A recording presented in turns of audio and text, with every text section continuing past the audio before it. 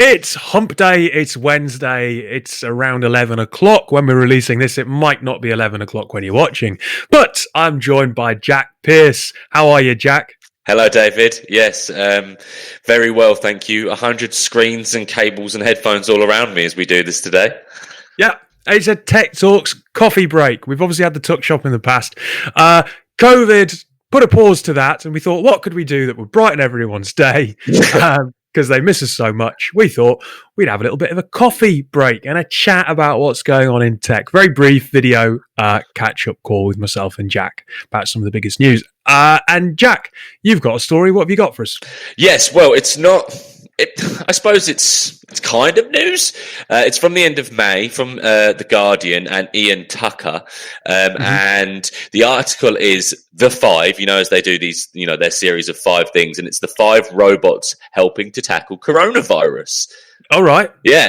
We look at, and I'll drill down into the specifics in a mo, but we've got... Obviously, Boston Dynamics are involved. Starship Technologies, who we've spoken about. I was going to say, are they? Are they in there? UVD robots, Zorabots, and Omnilabs. What are Zorabots? So a Zorabot, let me just drill down into that then. The UN has equipped Rwanda with 5 anti-epidemic robots made by Belgian company Zorabots to help against the country's battle with coronavirus. The robots can screen patients' temperature, identify people not wearing masks, and monitor abnormalities in how patients sound or look. They can be used to deliver medicine and other essentials to the infected. I just really like the idea of a robot screaming at someone in like Asda for not wearing a mask or something. I think that would be pretty good. It identifies someone for not wearing a mask and then does what? Yeah. Like, does it alert and there's like a SWAT team that drops down suddenly? It's just a public shaming, isn't it, I guess, right? Starts alerting. Shame, no mask. But yeah, so that's the Zorabot. The Starship Technologies, we can kind of guess, right? That was this little really tough box on wheels that would just go from point A to point B. Well, right? Look, this raises a point. I've had plenty of deliveries through lockdown. When you get a delivery, do you wash down the packaging? Dave, I'm too excited at the food arriving that everything goes out of my mind. Wait, and I'm like, not just food, clothes. Yeah. Clothes, Indian, obviously. But my brother-in-law, they wash everything down packaging-wise. Really? Yes. See, I know of people that do that if they're living with their parents who are elderly or whatever. But I mean, what we tend to do is we'll open the packaging, put it straight into recycling, then wash our hands before we get into anything. But yeah, I mean, this Starship Technologies thing, I guess, lowers that risk of it being transmitted as it gets from point A to B. Absolutely. Okay, so robots helping against coronavirus, like that. You've got the article will be in the notes below. My one, it's a bit more. Well, it's less of an individual story, but there's one in the paper today.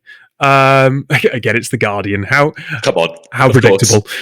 But it's asking whether or not Facebook is too big to fail, and even with historic ad boycott, it won't change Facebook. Interestingly, Black Lives Matter as a hashtag was first posted on Facebook. So not first posted on Facebook, it was first posted on Facebook on the 13th of July 2013. And it's points like that the Ambassador company like to point out when they are getting attacked around their ability to help or hinder social mobility, and that whether or not that's called into question. Now, there's a lot of research. Everyone, who are now part of Ada Lovelace Institute, found some research where they said 81% of people say that tech has been a lot or a little better for people like me. And it's the people like me thing that kind of troubles me. I kind of think that Facebook will never fail so long as people have the attitude of it's all right by me, Jack. Well, it's kind of like, we all want to or flirt with the idea of boycotting it, but then the minute you go to sign up to a new website or registration and you can just hit click sign in with Facebook as opposed to putting your own details in, till we reverse engineer our psyches to not do that, Facebook's going to be prominent, right? And you can boycott Facebook all you want, but you're going to boycott WhatsApp and Instagram as well? Probably not.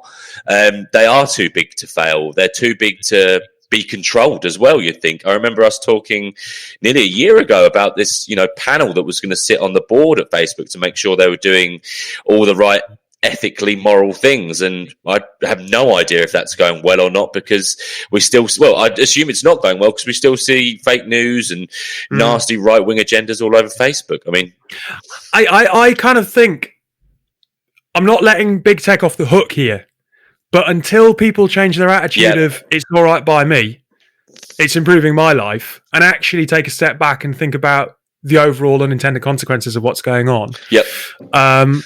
They will never be necessarily wonderful changes of social mobility, and we need to basically, we need people en masse, people as individuals and people en masse, to take a bit more interest in what's going on and hold tech to account, because they're not going to change of their own accord, and we've seen that over the last decade.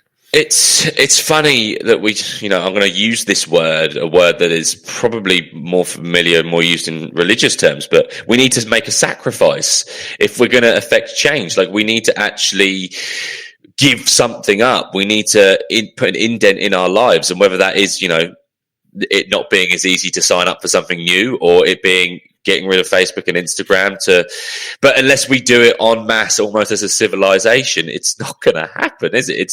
The beast is already mutated to its next form. You can't tame it now. I think of Frankenstein and his monster. He makes his monster, and then it's too big to control, and it runs off looking for love, ends up scaring the villagers. But that's just the way it goes. It's too big. Too big, right?